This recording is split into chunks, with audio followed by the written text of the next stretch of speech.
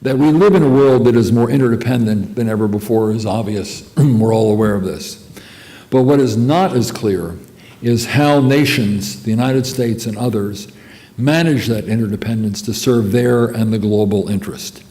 The pace of change, in many respects, has outstripped the capability of governments or societies to cope with or adjust to all its implications. Well, thank you very much, Everett, and I really also want to thank all of you for coming out on a rainy day. Thank you for that very kind introduction. This is my most recent, but not my first opportunity to speak before this group in this very auditorium, and the kind of work you do, Noel, and your colleagues is just terrific in terms of bringing people together and identifying key issues on the national agenda and having a good dialogue on them. Let me just make a few broad comments about where I think we stand today in dealing with global economic issues. And it strikes me that if you go back to the period of the late 1940s and early 1950s, Americans really had a choice. Did they want to embrace global economic leadership, or did they want to retreat into a more insular position and avoid coming to grips with the problems of Europe, the rebuilding of Europe? And they chose to become more engaged, and the rest is history. It was very much in the American national interest to do that. At the same time, they also understood the need to make America more competitive. And during the 1950s in particular, there was an enormous amount of investment in the United States in terms of education, particularly after Sputnik in 1957, and the Eisenhower interstate highway system throughout the latter part of that period. And there was also a lot of corporate investment, rebuilding America to be more competitive in the post-World War II period. And I think Americans today face a similar kind of choice. We in this generation can look at the world and look at ourselves in two ways. One, we can fail to invest in a stronger and more competitive economy at home. We can shy away from making the tough choices required to put our nation on a sound financial footing and to promote greater reliance on clean domestic energy. And we can fail to seize on opportunities for increased trade and investment presented by the changing global economic geography. That's one alternative. The other is to make the necessary investments in education, in clean energy, improved infrastructure, and innovative research necessary to be more robust competitors in this expanding and increasingly competitive global economy. We can take the measures needed to ensure that our governments and our households bring spending and savings back into better balance to put our country and our overall economy on a sustainable financial track. And we can work with other nations, particularly the emerging powers, to promote a prosperous and stable global economic order that tackles the fundamental challenges that the world economy is going to face in coming years and decades.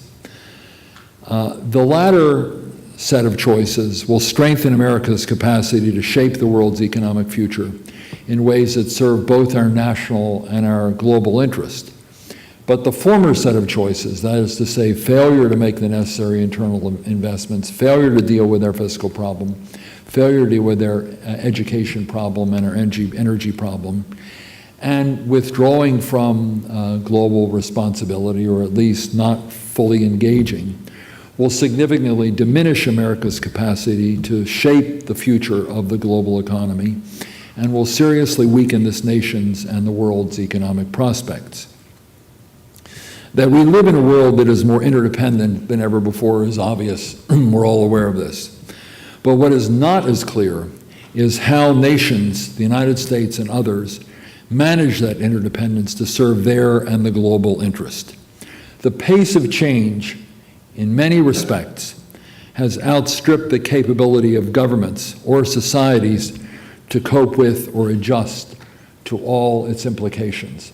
There's a great quote by the former president of the Czech Republic, Václav Havel, who said, "Things have moved so rapidly, we have not yet had time to be astonished."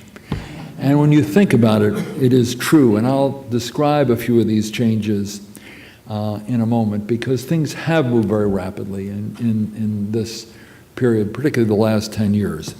And what is troubling to many Americans is that vast impersonal forces of great change, have had a profound impact on their lives and on their communities.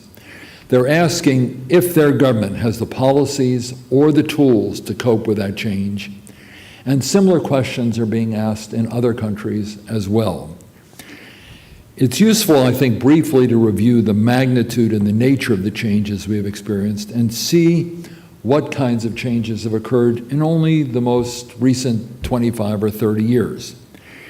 I look at it in a very simple way. When I first came into government, that was quite a number of years ago, in 1969, total trade was just over 10% of GDP.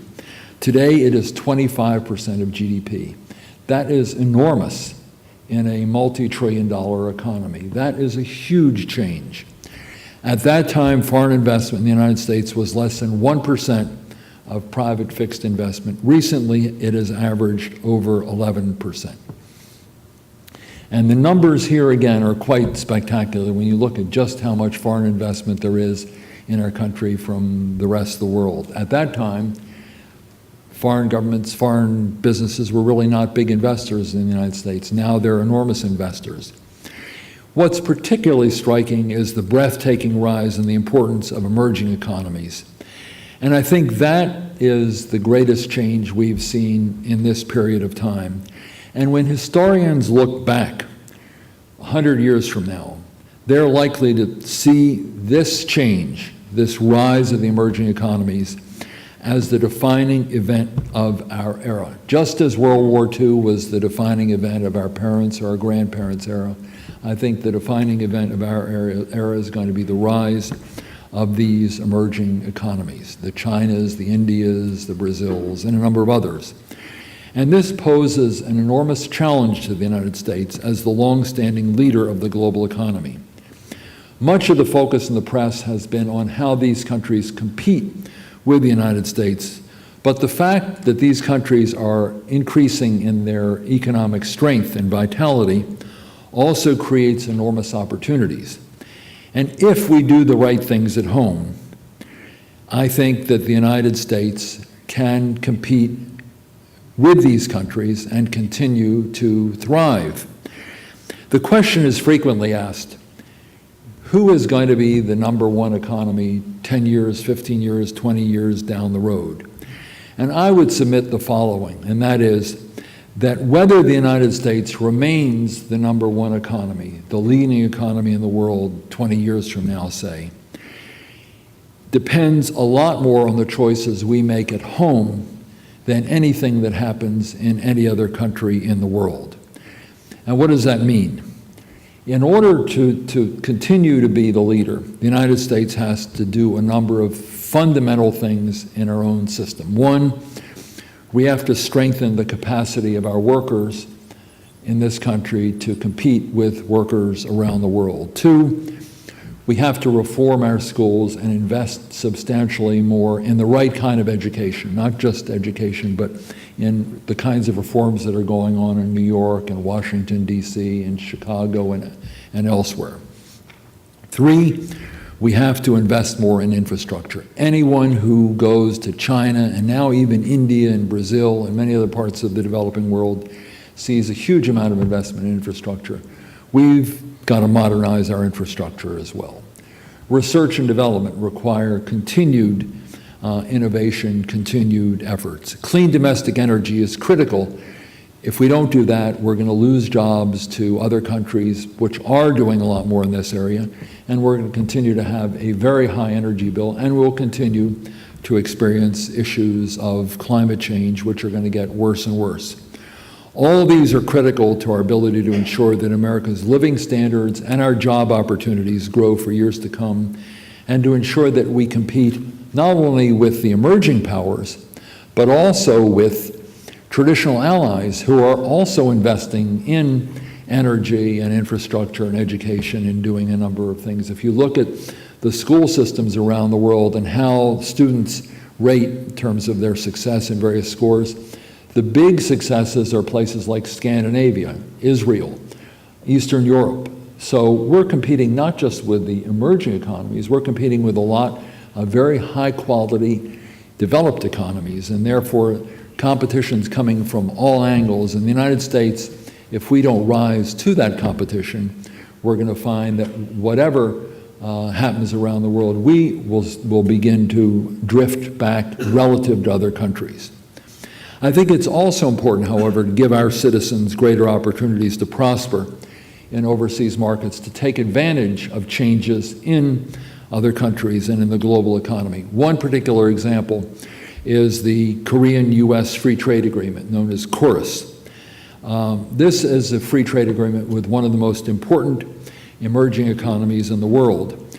And this kind of agreement is critical to further opening foreign markets at a time when most other nations are actively conducting free trade agreements of their own. President Obama made a very interesting point in his inaugural address when he observed that sitting on the sidelines while others engage in such practices will cost us jobs at home.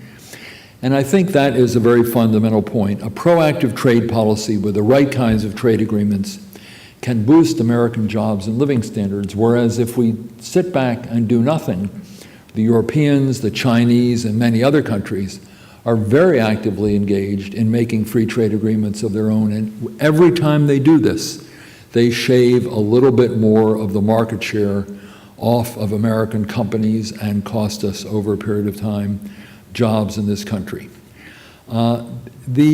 The other point that is particularly important when we look at the fundamentals of the United States is that we have to bring our deficits under control. That is critical to our national strength. But as we do this, we're also likely to see pressures for cuts in defense expenditures, pressures for cuts in overseas investment and in foreign assistance as well. And as a result of that, we're going to have smarter diplomacy, because if we're going to accomplish what we want to accomplish internationally, and we're under constraints with respect to military spending, and we're under constraints with respect to foreign assistance, we're going to need new partners. We're going to need new partners to work with us on a variety of things. If you look around the world today, we are not going to be able to reach multilateral trade agreements, agreements on the environment, agreements on international financial reform, and many other things without the support of a large number of countries. So that while we have a multipolar world, we also have to have a multi-partner world. And this is a requirement if we're going to achieve our goals, and it means engaging not only with the traditional allies of the United States, Europe, Canada, Japan, and other countries, but it also means we need to develop common aims, common pursuits, congruent policies with countries in the emerging world. Also, I think that we need to look at the world, the term has been frequently used, global commons, but however one looks at it, we're more interconnected than ever before. And those connections around the world, connections by sea, by air, by satellite transmissions, and by the internet, have made the world economy much more efficient, but they've also made it a lot more vulnerable. And if we're going to preserve the openness and the stability of these global interconnections, we're going to have to do it with the support of the Chinas and the Indias and the Brazils and the Russias and the Saudi Arabias and the South Africas and a lot of other countries as well. And of course, I mentioned you need, in order to make the financial system less vulnerable to the kind of instability we've seen, we have to use the partnerships we've got using the Group of 20 and the Financial Stability Board and others to address these issues. Now, as I mentioned at the outset, the United States has a history of doing this, and I won't go into the the Marshall Plan and the OECD and the GATT and the WTO and the World Bank and the IMF. I think we're all aware of the fact that these institutions were critical after World War II in doing two things. One, they were needed in order to strengthen our alliances and bolster countries that had either been defeated in World War II and the United States wanted to rebuild, or our allies that had suffered ruin during the war and had lost a lot of their GDPs and a lot of their infrastructure. We understood that we needed to help these countries to rebuild and build a global order that would create a greater degree of global prosperity, not just for national security reasons, although that was the prime aim at the time, but it was also critical to our own economic future.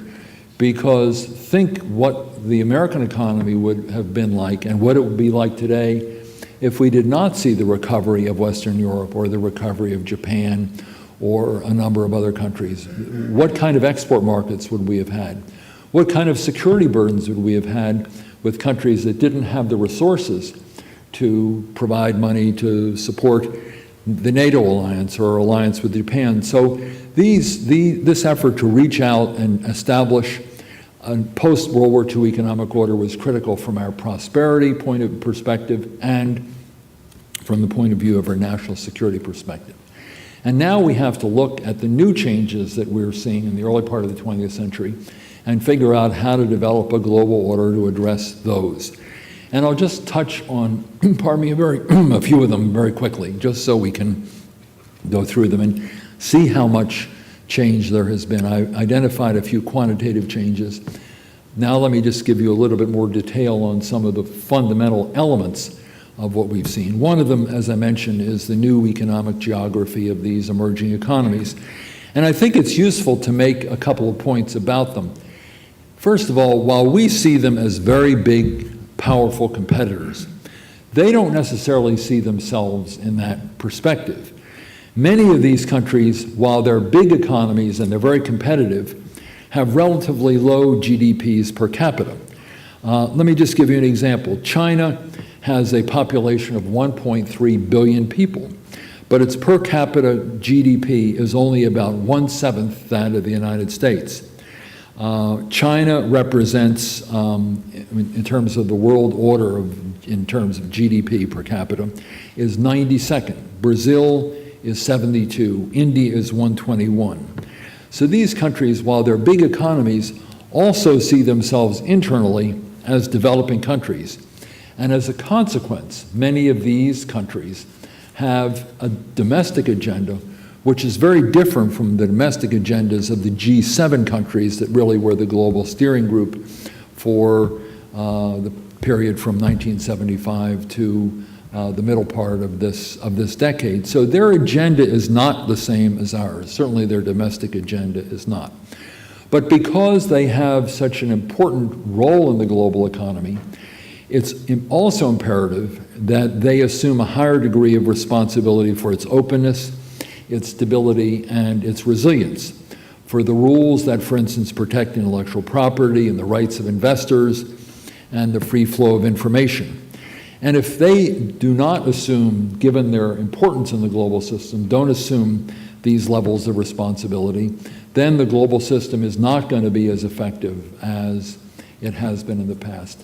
And the point we have to make to these countries is that they have an interest in doing this too. Now, we know over the period of decades that we have an interest in making sure the global economy works effectively because we depend so heavily on it. Many of these countries depend heavily on it, but they have not, over a period of time, developed that sense of stewardship that I think they will have to, and we will have to encourage them to, if the system is to work well. But I think there are 2 points worth mentioning in this process. One, we can't dictate to these countries. They have their own agendas. They're feeling, in many cases, very muscular about the role they want to play in the global economy, and they want to drive the debate. They're not going to simply take something that comes out of Washington and buy it. They have their own views, and therefore we're going to have to develop a kind of diplomacy which works with them to explain in very clear terms and in a very patient way the benefits they have, and also listen to them about the kind of changes they want in the global system to the extent they want them, and try to figure out ways of resolving any differences between the traditional economies and the emerging economies in various parts of the world, particularly Asia.